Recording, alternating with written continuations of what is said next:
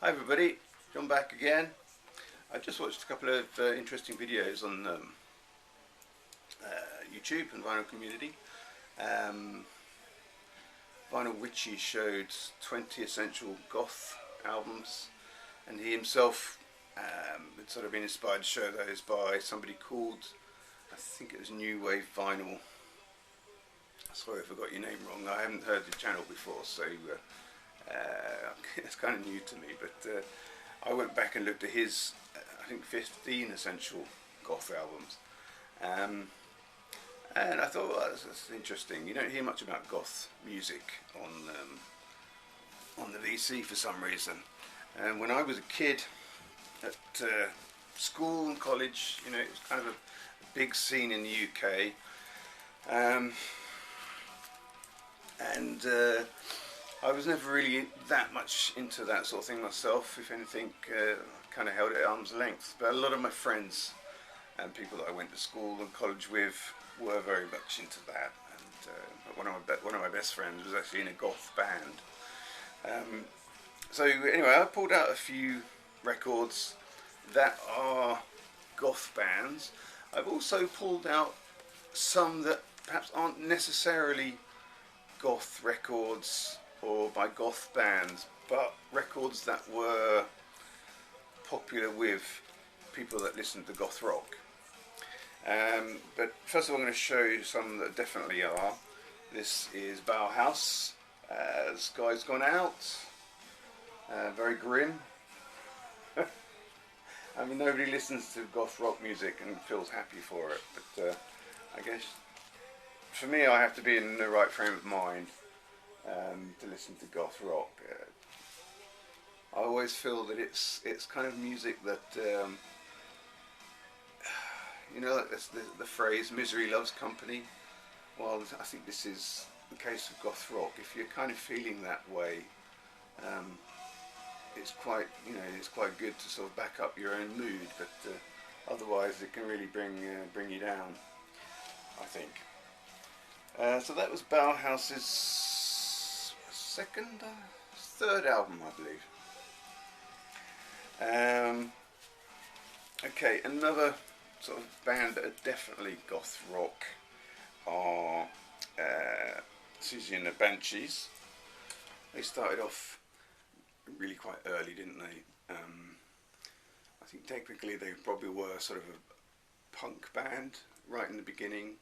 First album, I assume. I think I've never heard the first album, but the second album, Join Hands, I have, and that's getting a bit more avant-garde, and yeah, I would say even goth, even though maybe perhaps it's a very early goth record.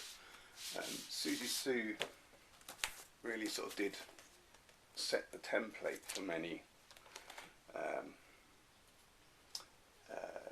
ladies of goth, I suppose, with her makeup and sort of blackened hair.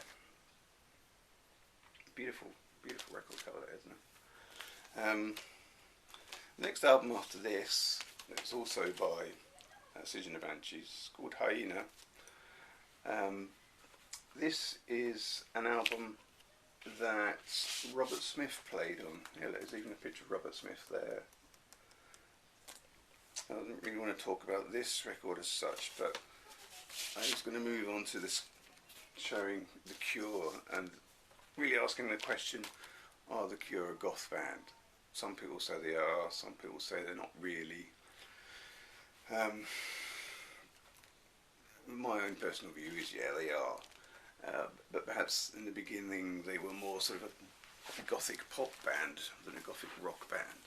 They didn't have that sort of dour kind of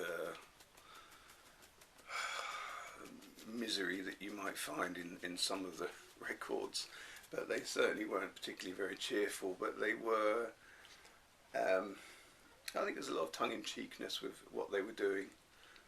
They did make some very catchy pop songs, and then of course later on in their career they become a bit more of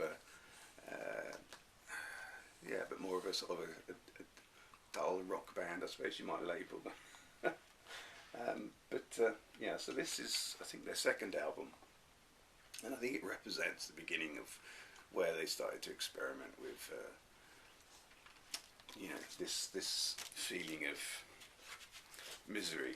I think Robert Smith even suffers with depression, and I think that kind of comes out in his music. Another band that sort of came out of the punk scene, I mean, yeah, you could argue that the Damned were the original punks. I think they released their first single in the UK, in New Rose, ahead of Sex Pistols, Anarchy in the UK. I personally wouldn't really say that they were a goth band, but David Vanian, before he became a rock star or a punk, he was a grave digger, and they drove around in a hearse, the band, for a while. And so I think he felt that they could probably latch on to that. I know the goths at the time were a bit sort of tongue-in-cheek about it, because I think they felt that he was, or the Damned were really just sort of jumping on the goth bandwagon. But, well, they did it, and they did it well. If you're familiar with the Damned music, you know that they write really sort of, a lot of the songs they sing are very sort of catchy and have got big hooks in them, which isn't necessarily a goth thing either, but well, there's the Damned. The Cult. This is the first album as the Cult. Yeah, before this they were the Sudden Death Cult, and then the Death Cult, and this is Dreamtime. It's the first album they made as the Cult, and they went on to make Love after this one, which is again questionable. Is that goth still? Yeah, I mean, they've got goth credentials. I think it probably is.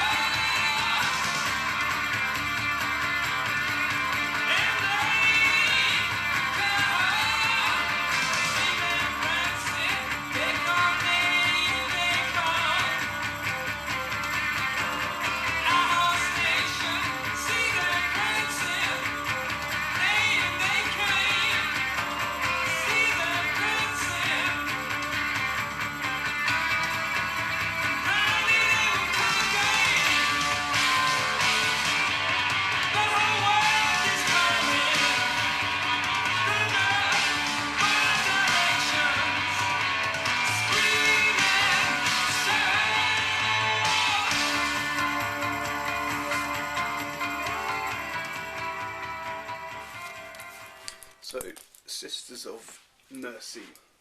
It's an album, well, quite a significant goth band, I would say. This is Andrew Aldridge and Patricia Morrison. You can just about see her there. Yeah, they started off with a few more members. They had trouble early on and they separated. Andrew Aldridge carried on, recruited Patricia Morrison to play bass for him, and I always think that he was very much sort of in love with being a rock star more than a musician. There you go. And there's him looking very rock starish there. Patricia Morrison went on to marry Dave Vanian from the Damned. I believe they're still married and have children together. So yeah, two people that left Sisters of Mercy. You had a couple of people leaving. One was Wayne Hussey, the singer, and the bass player, I can't remember what his name was now, and they left and they formed the Mission. This was sort of happening around about the mid-80s.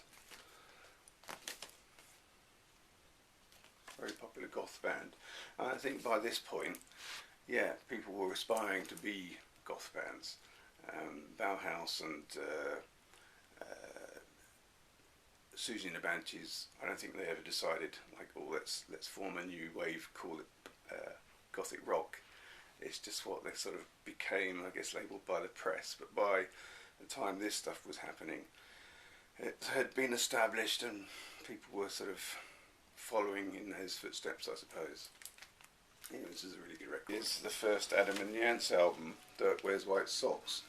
Now, I'm not saying this is a goth album, but if you listen to it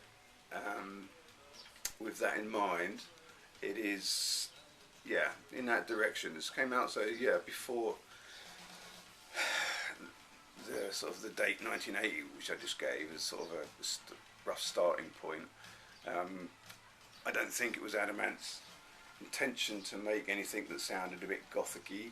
I mean, it's certainly more alternative and underground, if you like, than anything else that he went on to make after this point. Famously, he lost a large part of his band when Malcolm McLaren came and just stole them and formed Bow Wow Wow with those musicians, and he was left standing. So, yeah, music after this was more pop orientated, I guess. Maybe he felt Malcolm McLaren wouldn't steal his band if he didn't do things like this. I don't know. But yeah, this is a good record. Yeah, again, it's not strictly goth, but a lot of goths that I knew and used to hang out with would happily put on this and play this and enjoy it.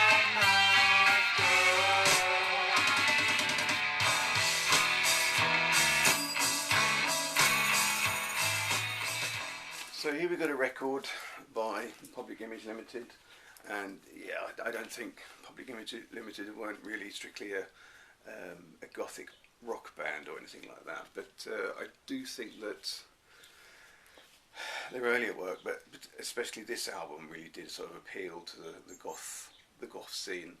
When I was mixing with people that were really into this kind of music, this didn't really sort of feel out of place, if you like, in their record collection, their repertoire. So, what's his name? Steve Launay, I think, is the producer on this. Although it was originally Steve Lillywhite, but they didn't get on very well, and yeah, Steve Launay, I think that is his name, can't see it anywhere, was brought in to finish this off. It's been described as a very uncommercial record. In fact, I don't remember who it was, but they said that it was sort of, in terms of being a pop record, it's probably the most inaccessible and uncommercial record that had ever been delivered to the record company. But it is very jarring, and it has a kind of an uncomfortable sense that I think you get a lot in some of the sort of more earlier first wave of Gothic rock music. Oh, incidentally, the band, the album name, Flowers of Romance, was apparently named after an early punk band that Johnny Rotten was involved with. I don't think it went anywhere, but I think it's famous for basically being a place where a lot of other punk that went on to be famous would have sort of started. I think it's kind of an unorganised assemblance of people that later went on to become, bigger things in bigger bands. That's where they got their name from. I think as well I've heard that it was also the name of an early song by the Sex Pistols, but yeah, I've never heard it. Yeah, Public Image Limited.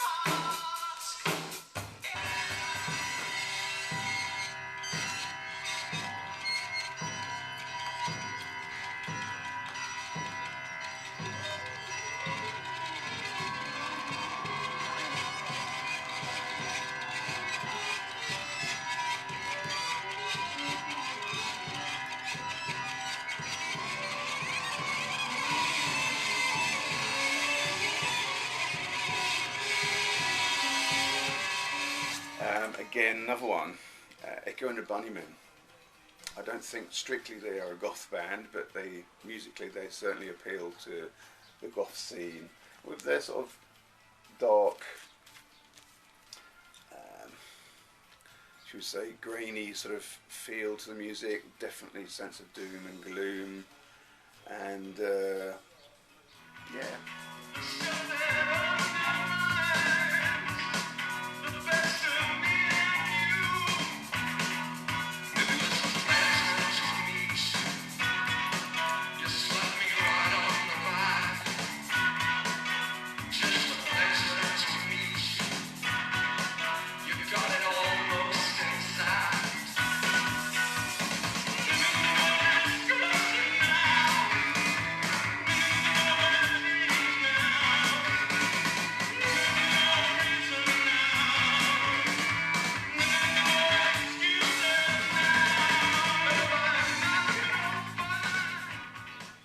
I would have thought that they were a goth band, but reading up about them, I don't see any kind of suggestion that they were. And to be honest with you, all these goth bands, apart from the latter ones, they didn't really sort of think of themselves as being part of a movement or a genre. It's just what they did after punk developed and sort of become a bit more theatrical. Really good band, which I've never ever seen shown by anybody else on the vinyl community, is this. This is Fields of the Nephilim. Beautiful album cover.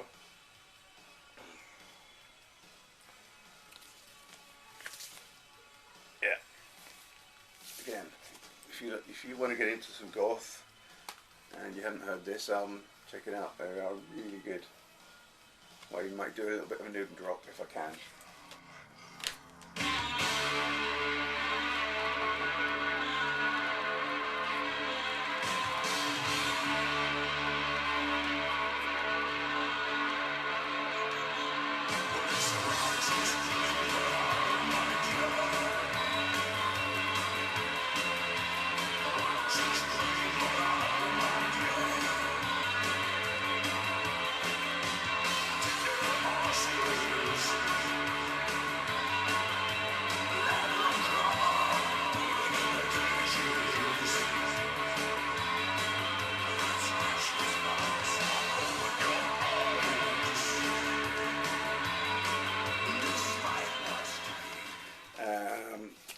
About Eve.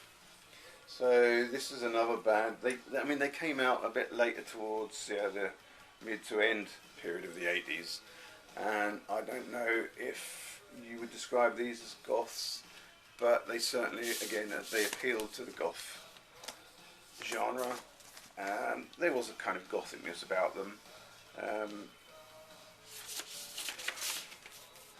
The singer, I can't remember what the singer's name was now, but she definitely sort of played up to the whole goth image. I think the band did too.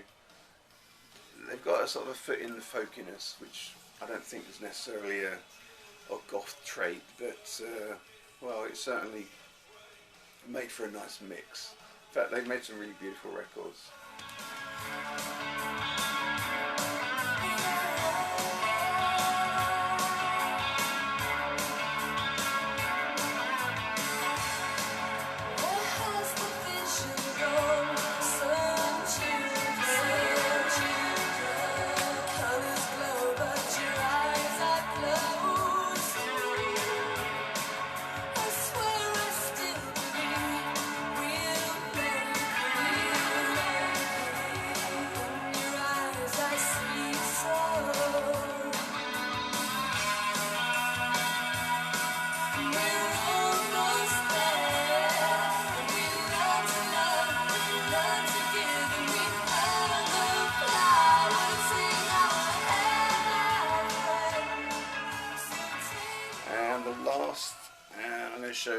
Bannerman the Angel. Now, Bannerman the Angel, they were a band that came on the scene, and again, I don't know if they would describe themselves as being a goth band, but they were being sort of marketed and were sort of playing, you know, the support act in concerts and things to bands like The Cure and The Mission.